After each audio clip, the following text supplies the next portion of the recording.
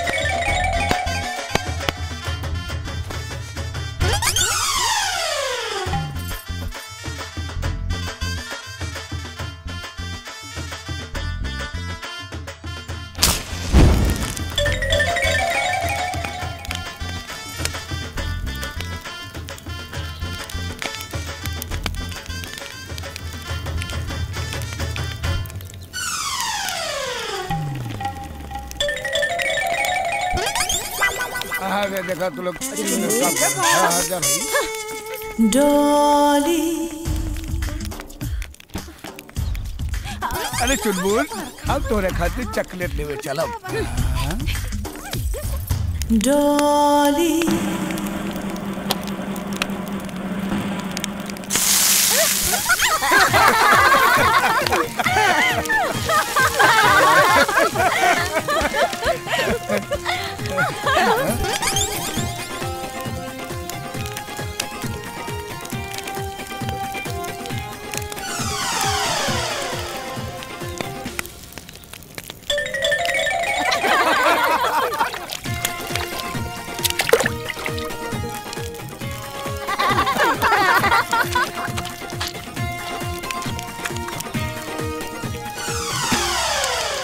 डॉली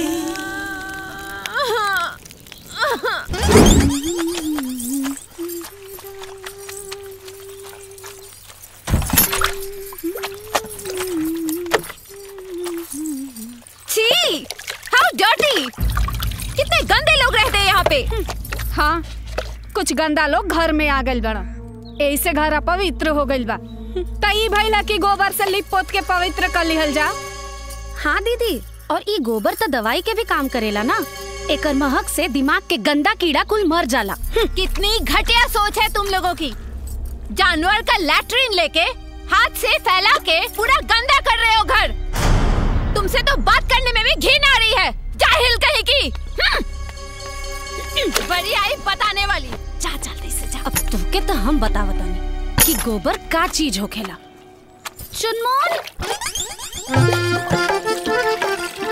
जल्दी आओ।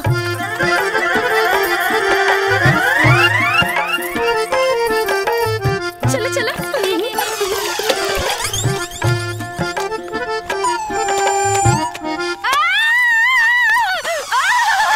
मुझे खुजली हो रही है, मैं क्या करूं? पानी। अरे बहना, क्या हुआ बहना? पुलिस बुलाओ, पुलिस बुलाओ। कॉल नहीं लग रहा। एम्बुलेंस मंगाओ। और क्या हुआ बहना? अरे फायर ब्रिगेड को फोन लगाओ यार। मजाक सूझ रहा है। अरे यार, एक खुजली तक गोबर लगावला से जाई ना। हाँ दीदी, लेकिन ई गोबर के छुई है कहाँ? गोबर तो जानवर के लैट्रिन होला, गंदा होखेला ना। अरे यार, बहना नो, बहना नो, बहना नो, बहना पॉटी, बहना पॉटी, जानवर का टट्टी बहना, पॉटी बहना, टट्टी, आई मीन जानवर का टट्टी बहना। क्या करूं मैं बहना? चुप, अबे चुप। अरे बहना नो, डोंट डू दिस बहना। अरे अबे हट में, अबे बहना, बहना ये रोक लो बहना।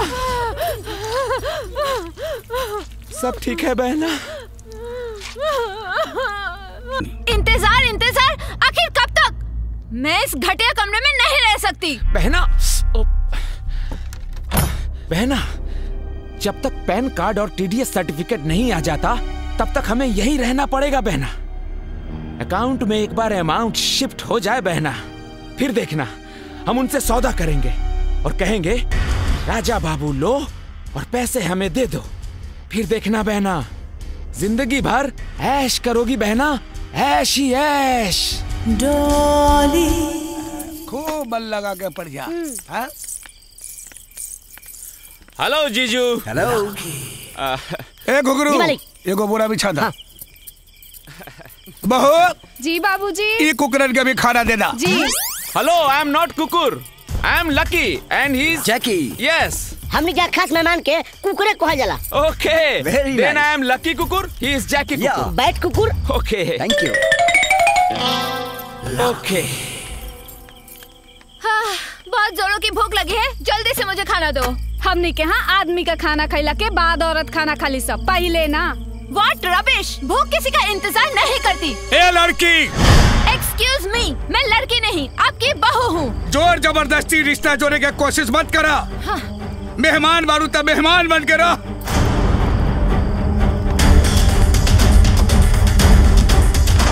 मैंने सुना है गांव में पति का जूठा खाना भी एक रिवाज है। लीजिए, खा लिया मैंने।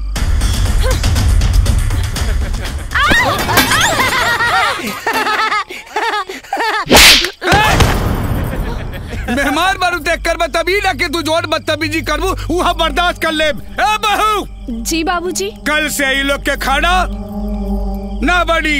ये लोग अपन खाना खुद बनाई और खुद खाई और साथ में ये होकलिए के साथ खाई। निकम्मा कहीं की। हाँ हाँ, बना लेंगे। हाँ। जैकी, चलो कल से अपना हाथ जगन्नाथ। देख ले आँख खोल के, एक उहा कि तोहरे सामने से तोरे मुंह के नेवाला लेके चल गई। एगो हमार बहू है, पर नेवाला तोहरे सामने रख गई। कब चोर कही का खारी बाबू का। ए चुनमुन के माई कहाँ बाड़ू हो? हाँ हाँ आवत है। इ मरल लोग के भी ना खाना खैला के बाद एक गो काम आवेला। उ लोग के का पता कि हम औरतन के खाना खैला के बाद भी बहुत सारा काम होला। हाँ, तो दीदी आप जाए ना, हम कुल बर्तन धो देता नहीं। सच में जाई का? हाँ दीदी जाए ना। वैसे भी आज हमरो मन ना बहुत कच्चा कच्चा सा लगा था। जात बनी। हाँ कुसुम, तू चिंता मत करा, तोहरो के एक दिन ना देवर जी ऐसे ही परेशान करिया। अरे आवत नहीं बाबा।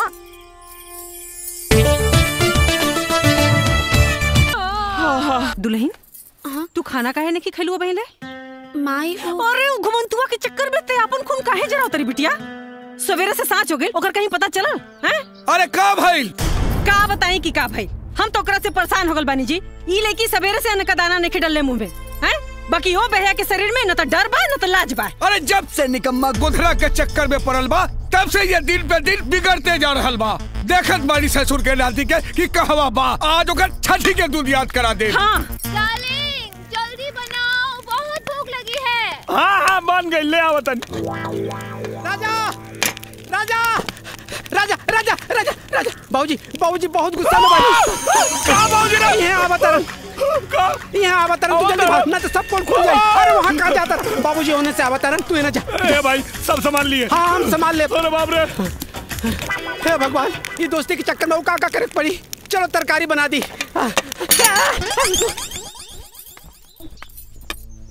कहाँ रहले हरे? हम तोहरा के खोजत खोजत हरान रहल बाड़ी। बहू कब आइल हई? बाबूजी, अरे ससुर, हम तोहार ब्याह ई खातिर कैली कि तू सुधर जाबे। अरे तू सुधरबे का, उल्टे तू और बिगड़ल जा रहल बाड़े। एक बात कान खोल के सुन ले राजा, अगर तोहरे कारण हमरा बहू के कुछो भइल तो तोहर हाथ गोर तोड़ के घर में बैठा दे। निकम्मा कही के दिमाग खराब करके रख देलस। अरे रमेश के भाई बिना मतलब डांटत रहले। पाव लगी भौजी। ओ अरे आलू पालक की सब्जी, ई सब्जी तो राजा के बहुत पसंद बा। और लाई ना लेके आई। हाँ हाँ सब्जी सब्जी लाई ना। ली आवा ना, इहो खा ले। हाँ ले आवा।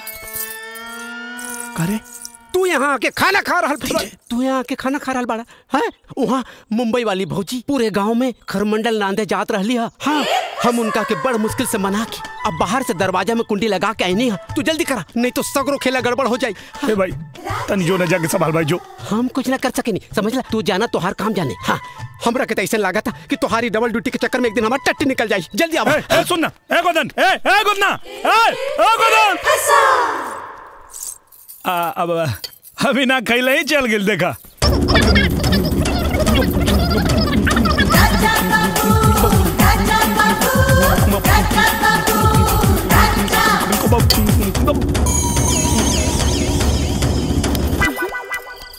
टूट जाही खटिया का करब संगतिया। गोदान चल तनी बार काट देता। बार काट दा। देखा राजा ऐसे काम ना चली भाई। अरे हम काम करे नहीं भाई। बाबू माने ना बिन पाई के। अभी पिछला उधारी 317 रुपए तो देला ना। अब फिर कहा तारा बार बनावे के पहले पैसा था बस। अरे यार हम तो उधारी सब दे। अरे ना ना राजा बाबू हमरा के गोली मत दा। अभी मत कहिया कि हम करोड़पति जीत के आई तो तुहार पूरा पैसा दे दे। पहले पैसा बस। अरे यार तू हमार दोस्त हवे ना। तू सब हम कुछ नहीं के जाना। पहले दाम ओकर बाद तो हर काम बुझला। हाँ। ना बनबे ना बनबे ना ना ना। हाँ हाँ निकाला निकाला पैसा निकाला। हाँ? हाँ? इस रूट की सभी लाइनें व्यस्त है, कृपया थोड़ी देर बाद डायल करें। ना बनबे ना ना ना। आपके द्वारा डायल किया गया नंबर व्यस्त है, कृपया थोड़ी देर बाद डायल करें।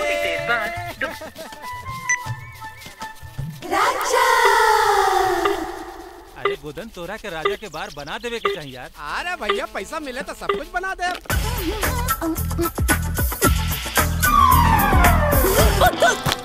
का मैडम वो दिन तो धोखा दे के भाग गयलू, लेकिन आज तो के हमरा के चुम्मा दे वही के पड़ी। तो हम कहाँ मना करे तानी। आबो ले लो चुम्मा।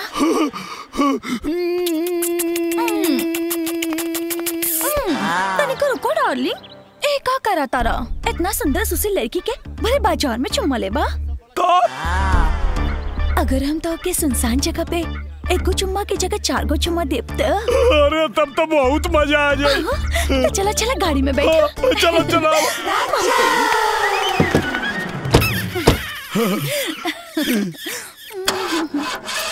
डार्लिंग गाड़ी तो स्टार्ट ही नहीं के हो। तने अकेले बाहर जाके गाड़ी के धक्का देके अपन मर्दान के दिखावा ना। कहा ना देखा तू अकेले ठेल के चालू कर देता नहीं।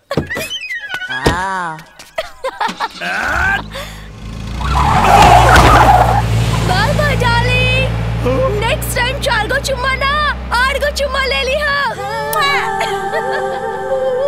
का भगवान सुनले बानी कि तू हर आदमी के मनोकामना जीवन में एक बार जरूर पूरा करेला। हमार करोड़पति बने के सपना तो पूरा कैला ना।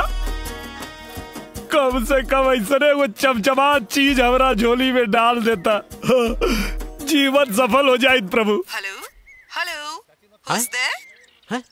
Hello may I know who's calling? Hello hello hello hello. नमस्कार, मैं बनूंगा करोड़पति से मैं शीतल बोल रही हूँ।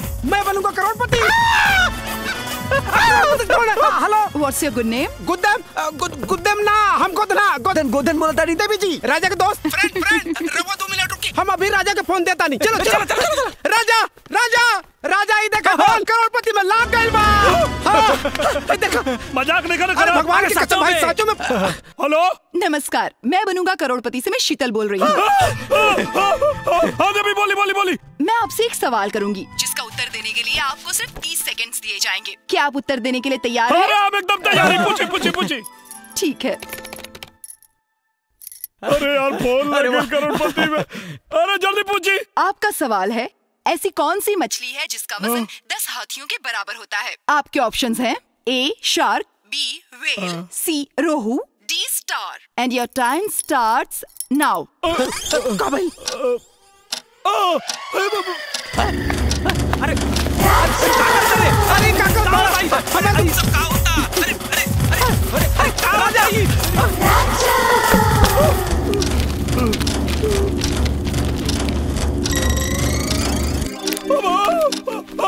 वेल मछली। आपका जवाब बिल्कुल सही है। हेलो मालिक, हम चुना गए नहीं। क्या मतलब हमार चयन हो गई? नहीं मिस्टर राजा, अभी नहीं। ये चयन की पहली प्रक्रिया थी। दूसरी प्रक्रिया में सही जवाब देने वाले लाखों प्रतियोगियों में से 10 भाग्यशाली प्रतियोगियों का चयन होगा। अच्छा अच्छा अच्छा। अगर आपका नाम उन 10 भाग्यशाली प्रतियोगियों में शामिल होगा तो आपको बहुत जल्द सूचित कर दिया जाएगा। अच्छा। अब आप अपना मोबाइल नंबर और पूरा पता लिखवाइए। हाँ लिखी। राजकुमार उर्फ राजा बाबू, ग्राम टड़वा, पोस्ट बसेवा, जिला गाजीपुर। अब पिन नंबर 275205। हाँ तो मिस्टर राजा, आपका मोबाइल नंबर यहाँ दर्ज हो चुका है। अगर इसके अलावा और कोई भी नंबर है तो आप बता दीजिए। हाँ लिखी। 97 सूत के 98 उठ के मतलब 97 087 98 088। जी धन्यवाद मिस्टर राजकुमार जी। एगो बात बताई देवी जी। क्या? आपके आवाज बहुत मीठ बा। बहुत बहुत धन्यवाद मिस्टर राजकुमार जी। मैं बनूंगा करोड़पति की ओर से आपको बहुत बहुत शुभकामनाएं। आपका भविष्य उज्जवल हो। ओके बाय। Thank you.